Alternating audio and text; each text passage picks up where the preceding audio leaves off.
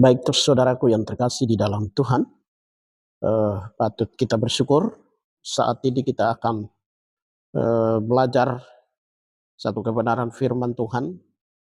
Namun sebelum kita mendengarkan firman Tuhan itu, mari kita bersatu di dalam doa. Bapa di surga, mengucap syukur kepadamu. Hambamu mau menyampaikan kebenaran firman Tuhan ini kepada umat Tuhan yang akan menyaksikan melalui kanal YouTube hambamu ini ya Tuhan. Kiranya firman Tuhan ini menjadi berkat di dalam sepanjang kehidupan pelayanan hambamu, bahkan juga dalam kehidupan umat kepunyaan Tuhan yang akan menyaksikan kebenaran firman Tuhan ini. Di dalam nama Yesus sudah kami berdoa. Amin. Baik saudara yang terkasih di dalam Tuhan, kita akan belajar dari Kejadian pasal 7 ayat 1 sampai dengan ayat 7 dan Injil Markus pasal 4 ayat 35 sampai 41. Namun saat ini saya akan membacakan Kejadian pasal 7 ayat 1 dan Markus pasal 4 38 sampai 39. Bunyinya demikian. Masuklah engkau dan seisi rumahmu ke dalam batra itu.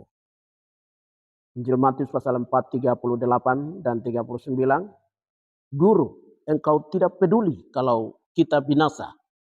Lalu Yesus bangun, menghardik angin itu dan berkata kepada danau, diam, tenanglah. Maka angin itu reda dan danau itu menjadi teduh sekali. Saudara, firman Tuhan pada kali ini kita akan belajar di bawah satu topik, yaitu keluarga sebagai batra kehidupan. Keluarga sebagai batra kehidupan. Subtemanya, bila Tuhan menjadi nakoda dalam batra keluarga kita, badai sebesar apapun tidak akan tenggelamkan kita. Sekali lagi saudara, bila Tuhan menjadi nakoda dalam batra keluarga kita, badai sebesar apapun tidak akan menenggelamkan kita. Kenapa saudara? Karena Tuhanlah yang menjadi pembuat rencana dan Tuhanlah yang berkehendak kalau kita hidup di dalam keluarga. Mengapa kalau Tuhan menjadi nakoda dalam kehidupan kita, badai sebesar apapun tidak akan menggoyahkan kita, mengancam hidup kita, karena Tuhan ada di dalam batra itu atau keluarga itu. Karena itu saudara yang dikasihi oleh Tuhan, hiduplah terus di dalam, jagalah terus batra itu. Kalaupun kita hidup di tengah badai kehidupan. Orang-orang yang hidup dan memelihara kehidupannya, orang-orang yang memiliki kemampuan untuk membangun batra kehidupan itu, mereka akan memiliki kemampuan khusus untuk melewati badai lepas badai, cobaan lepas cobaan, dan tantangan lepas tantangan, ataupun juga masalah dan persoalan. Saudara yang terkasih di dalam Tuhan, keluarga kita itu seperti sebuah batra. Batra ini berlayar di tengah lautan kehidupan saudara. Lautan yang terkadang tenang, tetapi sering kali kita ada di tengah-tengah gelombang yang begitu besar dan begitu dahsyat. Ada badai ekonomi kehidupan yang selalu kita lewati. Mungkin di dalam kehidupan setiap keluarga mengalami kebutuhan-kebutuhan tertentu yang semakin meningkat, sementara penghasilan kita semakin menurun, saudara. Saudara yang terkasih di dalam Tuhan, ada badai komunikasi yang bisa terjadi di dalam keluarga.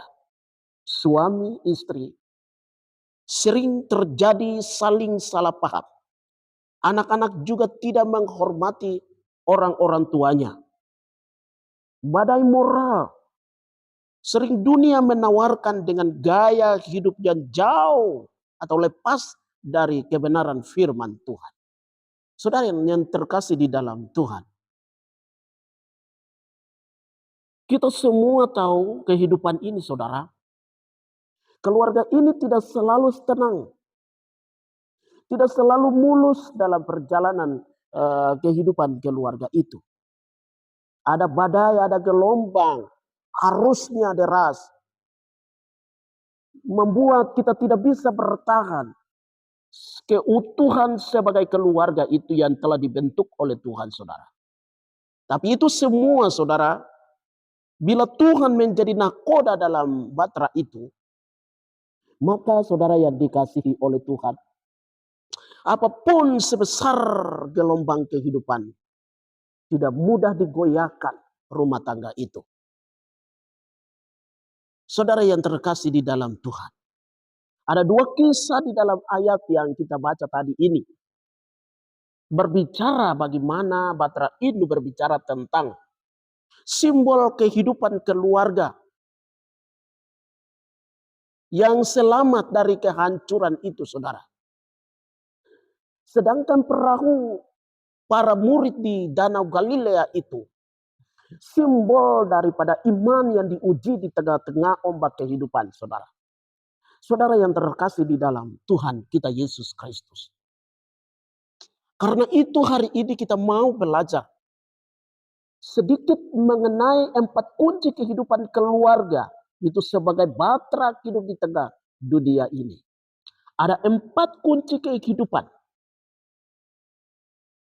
Sebagai hidup sebagai keluarga, keluarga adalah batra hidup di tengah dunia ini, saudara.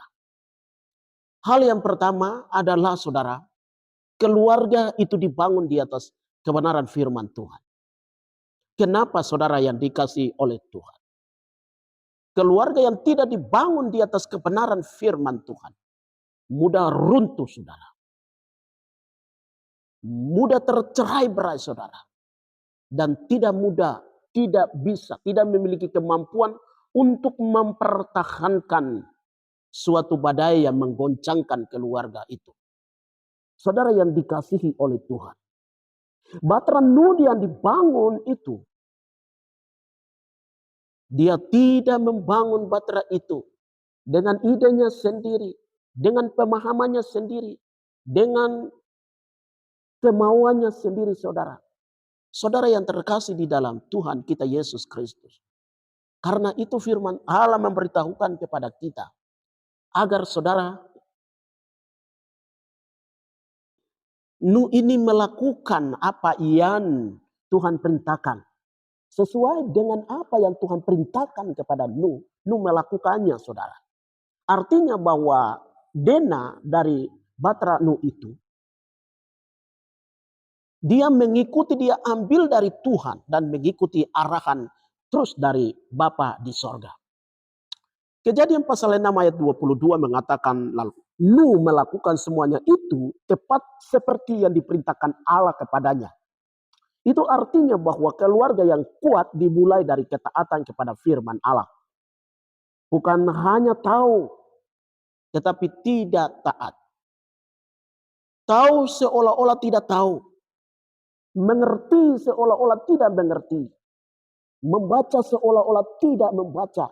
Merenungkan seolah-olah tidak merenungkan. Saudara yang dikasihi oleh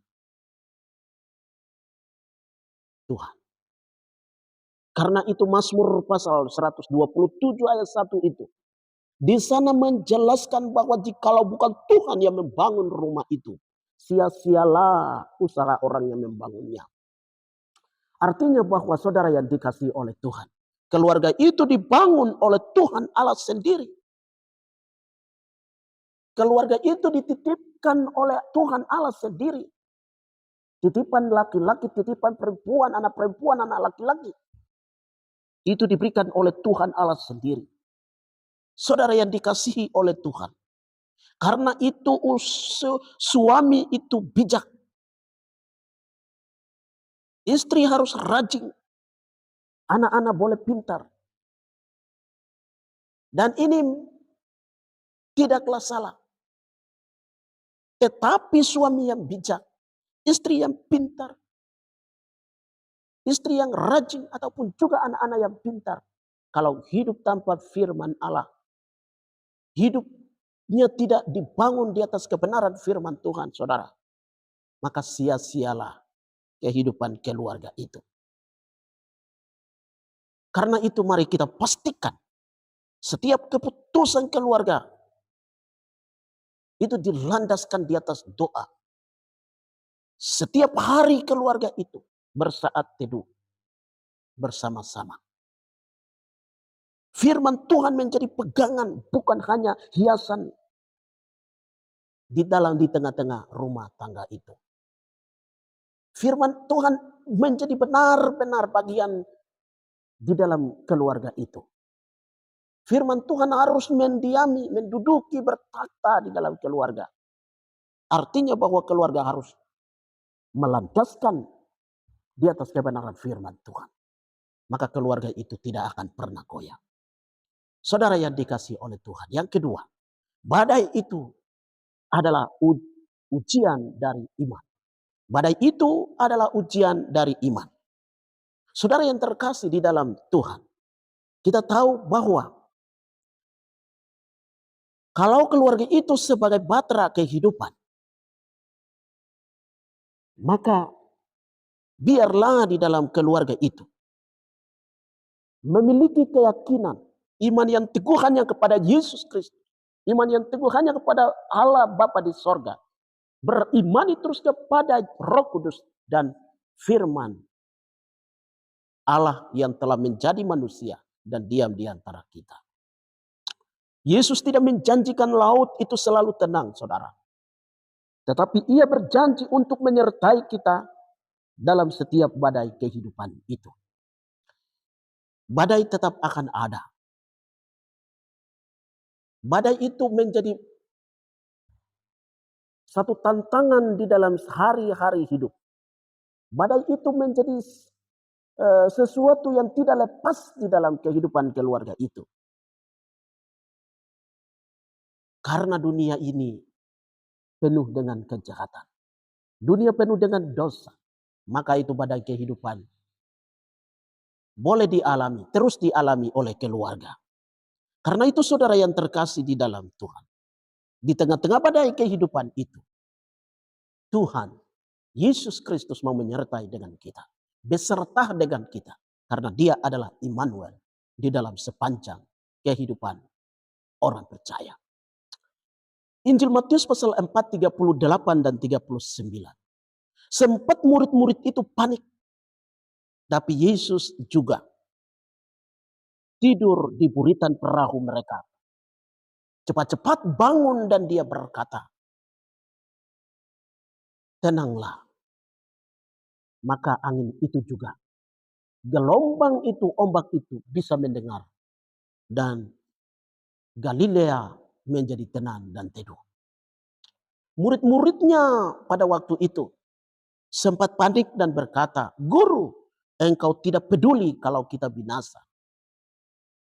Tetapi Tuhan bilang, Tuhan bangun dan memberikan perintah kepada gelombang itu. Saudara yang dikasihi oleh Tuhan.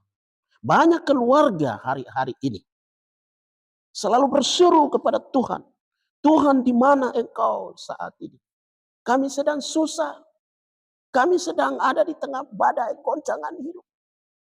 Seringkali kita menangis. Seringkali kita menderita. Seringkali kita terbeban karena masalah, karena persoalan, karena berbagai macam tantangan kehidupan. Saudara yang dikasihi oleh Tuhan. Jika Tuhan ada di tengah batra itu, badai sebesar apapun tidak akan mengancam kehidupan keluarga. Karena itu percaya, yakin, berimani bahwa Yesus satu-satunya juru selamat. Yesus satu-satunya batu pencuri. Yesus itu satu-satunya kota benteng. Yesus itu gembala. Yesus itu pembela. Yesus itu guru agung yang bisa memimpin kita ke arah yang Dia kehendaki. Saudara yang dikasihi oleh Tuhan. Badai tidak datang untuk tenggelamkan kita. Tetapi dia datang untuk menguji dan menguatkan iman keluarga kita. Jangan menyerah menghadapi di tengah badai. Biarkan Tuhan yang berdiri dan berkata, diam, tenanglah. Saudara yang terkasih di dalam Tuhan. Keluarga sebagai batra kehidupan. Hal yang ketiga, Tuhan adalah nakoda dalam batra itu. Tuhan itu adalah nakoda di dalam batra kehidupan keluarga. Saudara yang terkasih di dalam Tuhan. Kapal itu tanpa nakoda akan tersesat. Demikian juga setiap keluarga tanpa Tuhan akan kehilangan akal. Kehidupan keluarga tanpa libatkan Tuhan. Tuhan hadir. Jika bukan tidak ada Tuhan di dalam keluarga, pasti keluarga akan mengalami kehilangan arah kehidupan yang benar. Saudara yang dikasihi oleh Tuhan. Karena itu saudara, di dalam batra itu, suami bukan penguasa. Egonya suami tinggalkan. Karena di dalam batra itu, hanya ada satu yang layak disembah, yaitu Tuhan. Yesus Kristus ada di dalam kehidupan keluarga. Bukan suami, bukan istri. Istri tidak galak, istri tidak egois. Suami tidak egois. Seorang suami tidak bisa katakan kepada istri, kamu ini istri saja, saya orang perempuan. Seorang istri juga tidak bisa menilai dari ujung kuku sampai kepada ujung rambut daripada suami dalam segala kelemahan dan kekurangannya. Anak-anak juga tidak bisa minder karena hanya ada satu yang layak disembah. Hanya ada satu yang berkuasa di dalam kehidupan keluarga itu, yaitu Tuhan. Hanya dialah yang akan menakodai batra kehidupan. Dia yang mampu untuk menuntun kita di tengah-tengah lautan yang penuh dengan gelombang. Sementara kita ada di atas lautan yang penuh dengan gelombang kehidupan, penuh dengan arus dan deras itu saudara. Tuhan, dialah yang terus menjadi nakoda di dalam kehidupan kita. Berikan dia, menyerahkan kehidupan keluarga itu kepadanya.